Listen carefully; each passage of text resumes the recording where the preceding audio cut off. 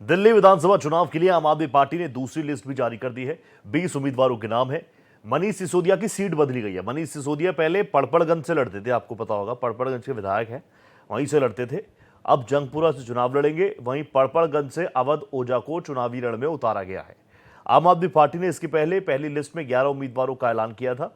इस तरह से 70 सीटों वाली दिल्ली विधानसभा के लिए अब तक आम आदमी पार्टी 31 उम्मीदवारों का ऐलान कर चुकी है। अब मनीष सिसोदिया की सीट चेंज हो गई है। हालांकि बहुत फेमस चेहरा है मनीष सिसोदिया का, लेकिन पिछली बार के दिल्ली विधानसभा चुनावों में भारतीय जनता पार्टी के प्रत्याशी ने बहुत बहुत बहुत दिक्कत दे दी थी। आखिर तक ऐसा था कि मनीष सिसोदिया पीछे चल रहे थे और आखिरी के 1 से 2 राउंड में ही मनीष सिसोदिया ने वापसी की। अब मनीष सिसोदिया पिछले कई वक्त से अंदर रहे, हालांकि अभी बाहर हैं। विधायक के तौर पर पड़पड़गंज वासी, ईस्ट दिल्ली की ये सीट है, आपको बता दूं, ईस्ट दिल्ली की सीट है पड़पड़गंज, जिसके अंदर छोटे छोटे कई सारी कॉलोनीज हैं, जैसे आचार्य निकेतन, पांडव नगर, शशि गार्डन। ये छोटे छोटे इलाके हैं, बहुत कंजस्टेड इलाके हैं। अभी आप देखिए जो दूसरी सूची है, 20 नाम है उसमें। बिजवासन से सुरेंद्र भारद्वाज, पालम से जोगिंदर सोलंकी, देवली से प्रेम कुमार चौहान, त्रिलोकपुरी से अंजना पारछा, कृष्णानगर से विकास बग्गा, गांधीनगर से नवीन चौधरी, शादरा से जितेंद्र सिंह शंटी, मुस्तफाबाद से आदिल अहमद खान और मेरे सहयोगी आदित्य द्विवेदी मेरे साथ जुड़ चुके हैं। आदित्य जी, कैसे हैं आप? और सही वक्त पर आप नजर आ रहे हैं टीवी स्क्रीन पर, क्योंकि दिल्ली में आम आदमी पार्टी बहुत मजबूती के साथ, वो कह रही है कि मजबूती के साथ है, तीसरी बार भी अरविंद केजरीवाल को मौका मिलने वाला है। लेकिन सबसे पहले, क्योंकि पड़पड़गंज का नेतृत्व मनीष सिसोदिया कर रहे थे, अवध ओझा कुछ वक्त पहले आए और सीट बदल दी गई है, इसके संकेत, इसके मायने कुछ हैं? बिल्कुल। देखिए, राजनीतिक घटनाक्रम में कुछ भी बदलाव होता है, कुछ भी परिवर्तन होता है, तो रोहित उसके अपने मायने होते हैं जी। पिछली बार इसी पड़पड़गंज विधानसभा जीत से बामुश्किल किसी तरह से अपनी इज्जत बचा पाए थे मनीष सिसोदिया, और कुछ ही वोटों से जीत करके आए थे। उनको अच्छी खासी फाइट मिली थी भाजपा कैंडिडेट से। कांग्रेस के कैंडिडेट के लड़ने की वजह से वहां पर वोटों में बंटवारा हुआ था, सीधा सीधा फायदा भाजपा को हुआ था। तो इस बार उन्होंने बिना किसी जोखिम को लेते हुए अपनी विधानसभा सीट को बदल दिया है। आम आदमी पार्टी इस बार बहुत स्मार्टली खेलने जा रही है। वो भाजपा जिस तरह से गुजरात में या उत्तर प्रदेश में या अन्य जगह पर सीट बदल करके जिताऊ प्रत्याशी लेकर के आती रही है सर्वे के आधार पर, उसी तरह के 3 सर्वे आम आदमी पार्टी ने कराए हुए हैं। उन सर्वे के को आधार बनाया है।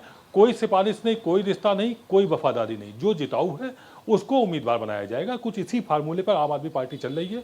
2 जो अभी लिस्ट आई हुई है, 2 लिस्ट में अगर हम पहली लिस्ट की बात करें रोहित, तो 11 लोगों की लिस्ट थी, जिसमें 6 उन लोगों को टिकट दी गई जो 3 भाजपा से आए हुए लोग थे और 3 कांग्रेस से आए हुए थे। उन्होंने कुछ दिन पहले ही अपनी पार्टी को छोड़ करके आम आदमी पार्टी के साथ आस्था जताई, और वो चूंकि जिताऊ लग रहे थे आम आदमी पार्टी को सर्वे में, इसलिए उनको टिकट दे दिया गया।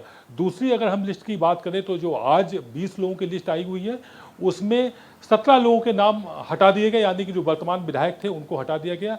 3 लोगों में उनकी सीटें ट्रांसफर की गई, जिसमें मनीष सिसोदिया हैं, राखी बिल्लान हैं और एक और विधायक हैं। तो इस तरह से किसी भी सूरत में किसी भी हारने वाले प्रत्याशी को के साथ आम आदमी पार्टी जोखिम नहीं उठाना चाहती है। लगातार बैठकों का दौर चल रहा है, शीर्ष नेता बैठक कर रहे हैं और एक एक चीज पर निगाह जमाए हुए, कोई चूक नहीं करना चाहते हैं। जी रोहित, जाहिर सी बात है, अरविंद केजरीवाल लंबे वक्त तक अंदर रहे, मनीष सिसोदिया जी अंदर रहे, और देखिए कहीं ना कहीं वो कुछ डेंट तो पड़ा है, और भारतीय जनता पार्टी ऐसे मौकों को लपकने में बिल्कुल देरी नहीं करेगी और करना भी नहीं चाहिए।